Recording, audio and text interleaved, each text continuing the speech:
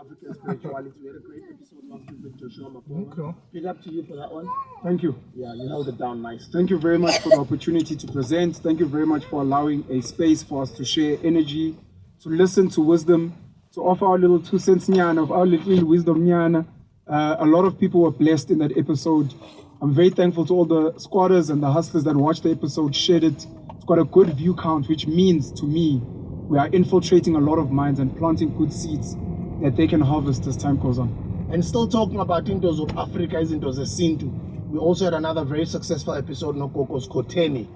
When we were talking about these Intos Sintu, these Intos Inyanga, Zobungoma, she touched on a lot of that. A lot of you guys disagree with her, a lot of you guys agreed with her, but it was a beautiful episode as well.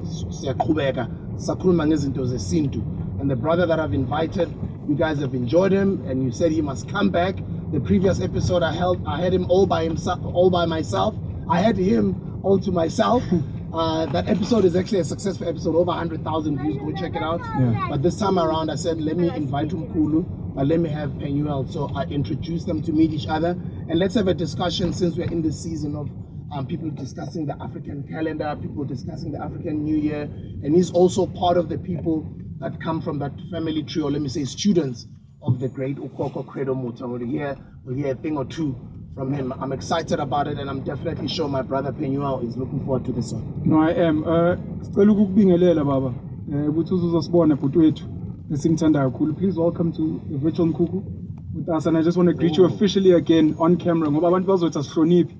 So just bazi ukuthi I know sike sabingelelana kodwa just the again. Problem when Penuel, I'm not used to most of the greetings. There's different greetings. Yes. You know, when you go to the Kiyombo people who are called the Bao, who speak the language called Bua in Dravidian lands, there in India, far away, they're black like us.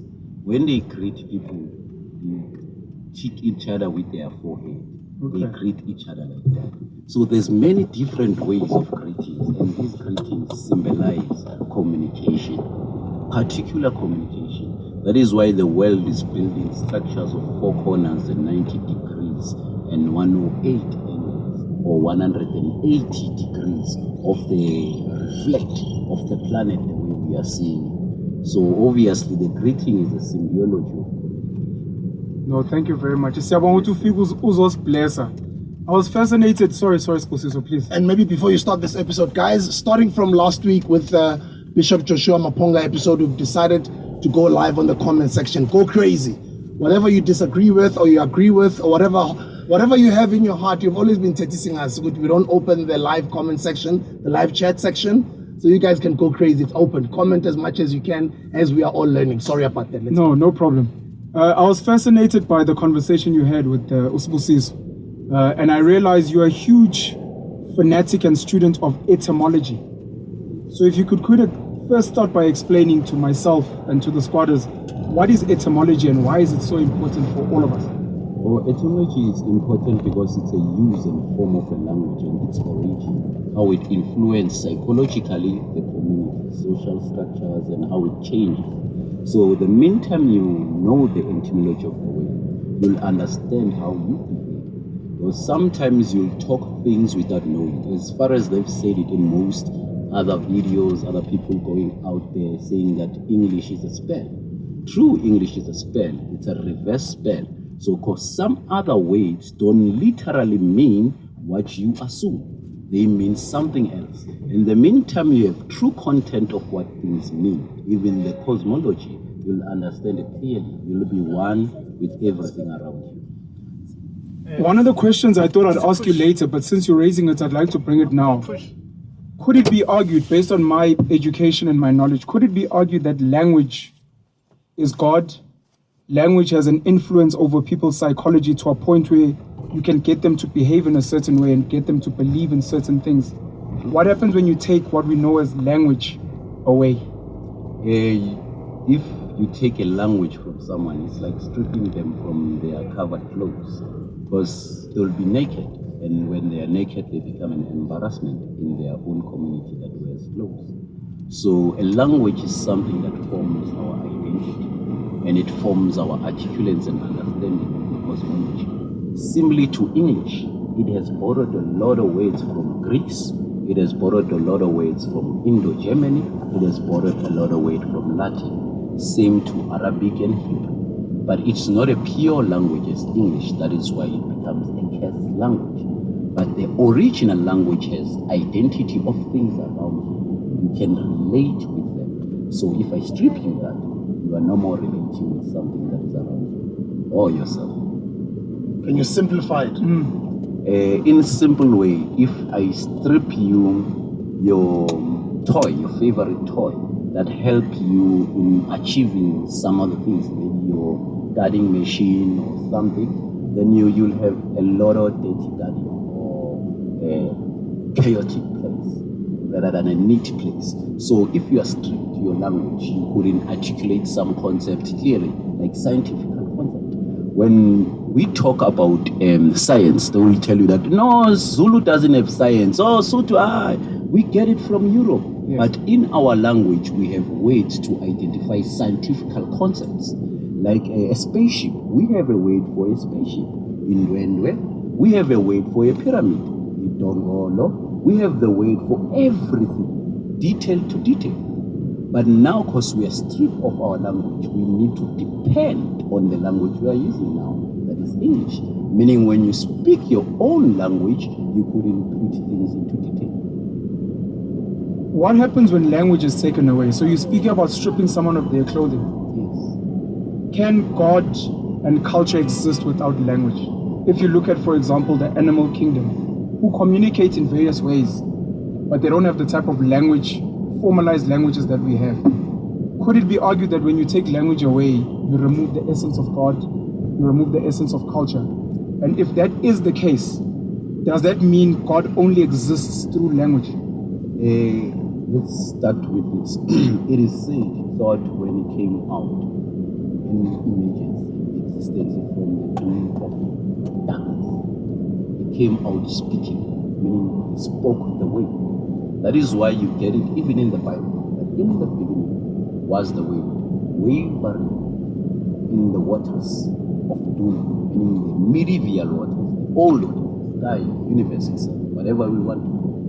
But at the end of the day, when the word appeared, it formed things, it formed light, it separated day and night. So this word, it had a language, a spoken language. The same language that is spoken in symbiology, explaining to the Hua people that they greet in a different greeting than the rest of others. But the same greeting is a language, it's a communication, it's the way they view the world, it's the way they succumb to their environment. But now when you are stripped of that, you are no more communicating with who you are. In simple talk, they will say you are possessed by demons in the religious understanding. But in our understanding, scientifically, you have been stripped the essence of you. And when you don't have the essence of yourself, you have lost everything. Now, what do you say about us praying in English? It's the same way. When we pray in English, we can understand it. But does the universe understand us? Does our own science frequency, or what we call sound frequency, the sound frequency that we produce from the words we say, they have connection with everything around us. They can tap into different wave of frequencies, same as musical frequencies. So in your vocal talk, you have the 447. You have the HN heights that reach to the highest, what you call delta state or alpha state of your mind, where your mind can be altered to do other things. That is why when we have a leader from Korea speaking Korean language, they have confidence and they are too cocky about their language, which means they are not limited. But when we have our African leaders speaking in English, they are limited. They sound like little babies. They sound like children, who are meeting their grandmasters. So at the end of the day, language does have a form of stripping a person. If it strips your dignity, how much it strips you spiritually? So you need to know that God, true, is a language. The meantime we understand words, that they form a language. In the meantime we understand that symbiology, it forms a language.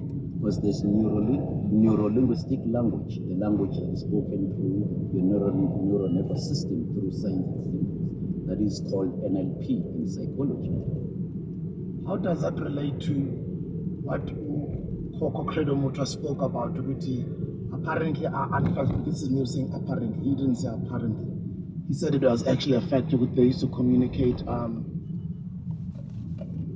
telepathically. I was searching for the word. That telepathically communication, it happens through neuro-linguistic language, through signs and symbols. Understanding the signs and symbols, and that system can have tools that you're using, similar to computers in these cases. But in our case as human beings, our computer will be this great cerebrum in the middle of Nakata, where it stores each and everything that we observe. So that communication, you understanding your own brain, it will give you a clarity of having higher forms of communication like clairvoyance, telepathy, all psychic communication.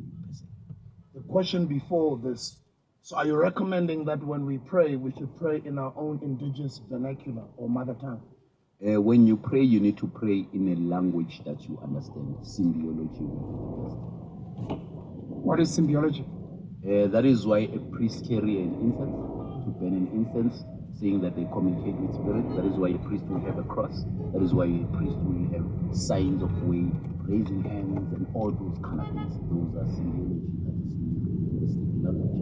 Properly understand, because it doesn't have any category. What I'm hearing is that you should pray in the language that you're most fluent in, number one, so that you don't sound like a child. We hear it when some soccer players are interviewed and they struggle to articulate themselves. I don't know why South Africa, we're still forcing people that don't have a grasp of a language to answer in those languages. Amapunu, as an example in rugby, sometimes we ask, how's the game? Yeah, will net donkey say they go into the language that makes them feel confident. The second thing I'm hearing is the power of symbolism.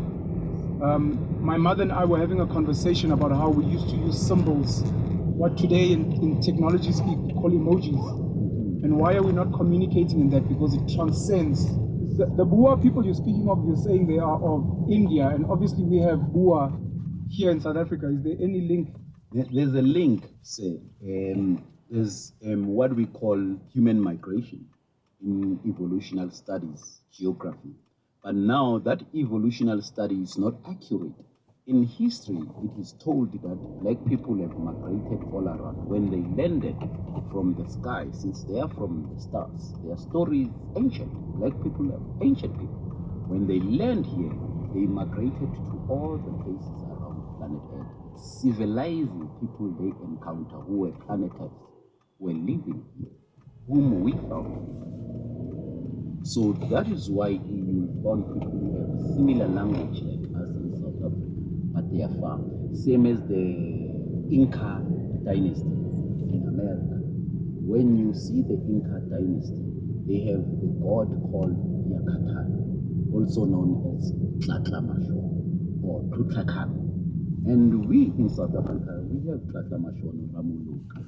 And Ramuloki has a lot of details of talking about the childbirth, the origin of man.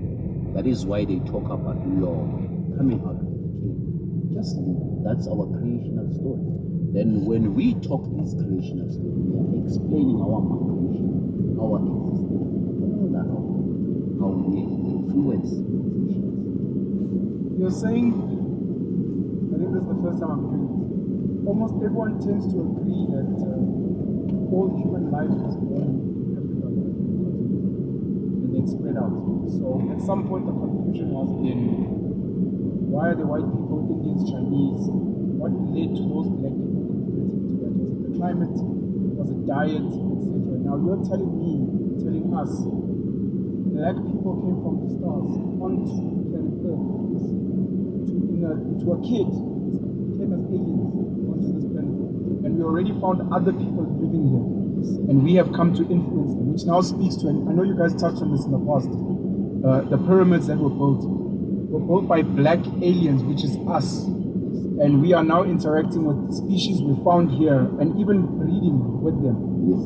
Is that your argument? And does that mean you don't believe in the argument that life originated in Africa and then spread out from there? No, there's no such a thing like that. Why they say life originated in Africa is It's because the people who have the center of knowledge and the history of mankind, its origin there in Africa, that is us black people, who come from the sky. And when we are from the sky, the plan in one of the sagas Baba Credo Muta talks about, you can get it in Zulu Shaman. In the Zulu Shaman, Baba Credo Muta does explain about the origin of black people, how we came from the sky through the two twins who are from the Sirius star. These two twins, we had a time to live in the Sirius star. When we were invited by the people of Sirius star, when we were living with them, we became forbidden because we did something wrong. We ate one of them. That's our problem. So we were cast. Sorry, what's our problem? We ate one of the amphibian Sirius people. So it is a curse, like eating a fish. You know, that is why somewhere in other communities of black people it is forbidden. So when we ate that fish, it became a treason. And with that treason, we were forced to be exiled from the Sirius. Since we were exiled from our own planet, where we are from, it's beyond the Sirius, it's in the Spada galaxy. That is where we had wars. There still wars there. Sky wars. So we migrated to this place. And then when we came here through the Sirius elders, two of the twins make sure that they feel pity for us since we are under treason. And then when they feel pity, they took us here to planet Earth. They are called Paku and Maku. You can get that story in Zulu Shaman of Baba Credo Muta. When they came here, another one got married with the sea creatures, meaning the people who are living in the seas. And then this other one saved us from the great threat of the dragon who was coming for its egg that we used to come here with. That is the spaceship, by the way. And the dragon, it's the military that we are running away from. Are you saying black people and what people call aliens have got a relationship? Yes, sir. Are you saying black people are aliens? Yes, we are aliens, sir. We are from beyond even this galaxy. We are not from this kind of constellation. Do you have a sensitivity and a perspective on people that will listen to this and say it sounds like insanity? It sounds like, I don't know if you know Marvel Comics. Yes. The Avengers, Spider-Man, Black Panther. This sounds similar. What makes it not a concocted story of an imagination of someone? Let's get to, who's this elder, the founder of the Marvel? Stanley. May peace be with him. When Stanley visited South Africa, he came as a secret tourist. And then he visited the great Honorable Baba Credo. So, like David Icke did as well. Yes, just David Icke made it commercial. So what I'm trying to say is that Hollywood is influenced by our sagas. The Spider-Man saga, it's the same story as Enki. You get Enki in Kenya. There's Enki, the great teller of the stories. Even in the Organ Gods, Enki is a great teller of the stories, and he's a spider. Even in the Dogon, you get the spider being called Dada Adana. And then Dada Adana is the one that spread his webs, the spider that it shoots, like Spider-Man. The Spider-Man is influenced by African legend, same as Batman. It's influenced by Umulumulu, who used to fly in Devon. You know, they used to see that. It's the same thing. These things are a part of our life, and we exist with them. Some of them are relative friends or relative families. We are cousins with them. I've heard you say he's a Zulu man. In the past, the previous episode that we've done, something you said earlier, Wuti, we are people of the skies. Is there a relationship between us being, as you're saying, originally being people of the skies and the name Amazulu? Yes, it's the same thing. Most people, I heard that when I say Zulu means the sky traveler or the space traveler, they say, no, Zulu started 200 years ago. I understand. It's a history you were told by the colonists. And you need to know that Amakwa, the Zulus, when Jama became a king of the Zulus. They were even called Zulus by that time. That is why the son of Jama and the children, I mean to say, the old ancestors, Zulu and Zwide. Why Zulu was called Zulu with that name as an ancestor? It's a name that was called through the ancestors, which means it's a name we carried. That, oh, I may call myself through my ancestor's name. That is Zulu. So Zulu has been existing pre the dynasty of Ilembe, or what we call Ukosbelembe. That is King Shagazu, according to people who use the narrative of Shagazu. But at the end of the day, Zulu is the oldest saga. You may find that most of the population we have as black people, they are Zulus. Why? Because you are descendant of sky dwellers. Everybody, even in Kenya, they talk about their ancestors coming from the sky. When we go to Egypt, they talk about the gods landing, coming from the sky, landing in the reeds. And when they came out of the reeds, they came out with teachings. Same teachings we get here in South Africa about the gods in Freedom Park. Same teachings we will get when we go outside Africa. When people acclaim, like the Shinto in Japan, acclaims that it came with the gods from the sky. Like the Celtic Stone Age, they claim that a comb star, meaning it was from Africa. It came as a power of Africa. And the center pillar of the stone, it is still written, the tag of that this came with Africa. The Irish stones, or what we call Britishian stones. I don't know what they call them. The stones there in Britain. They have a name for them. Stonehenge. Stonehenge. Yes, the Stonehenge. It's called like that. It's from Africa. You must ask the Irish, the Celtic who do rituals there. That is why they say it's the calendar system, same as the Inzalolanga Stone Age, the metallic stones you found in Inzalolanga. Same stones you'll found in Keberkel in Iran. They have the same significance and same teaching that talks about people who are from the sky and coming to civilize us. There's a couple of questions I have to ask, and I don't think I'm going to get through all of them. You say black people they committed treason. They were banished, and the twins brought them here. Yes, sir. As a cursed people. Yes. But they came with knowledge coming from another galaxy. Thank you, sir. Why has it been that it's been easy for the dwellers of this planet, who I'd like to think are inferior beings, to still be able to colonize and oppress us as a black people that come as a higher intelligence? Okay. How you black people were colonized, it's not how you were taught. Stories of colonization. You were colonized because now white people have reached the climax of understanding, meaning knowledge system.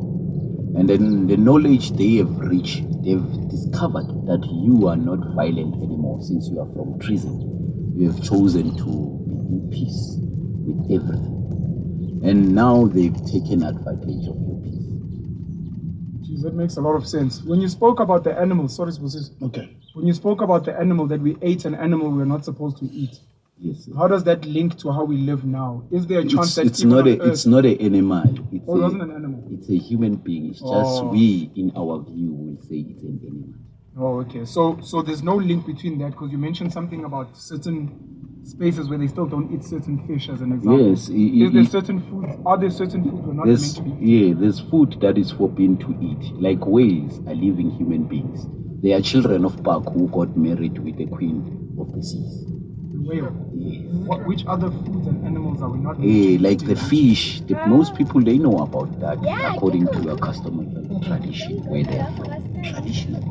That you don't have to touch the fish. The pig is not touched because of the Bible story that Jesus cast someone else demons to the pig. But the pig, it's not eaten because it's a human being. Okay? That is where we get genetical pigmentation of white people. From the pig? Yeah, it's from the pig, analysis-wise. Please break it down more. The pig has a pink skin, same as a white person. It plays around the dead.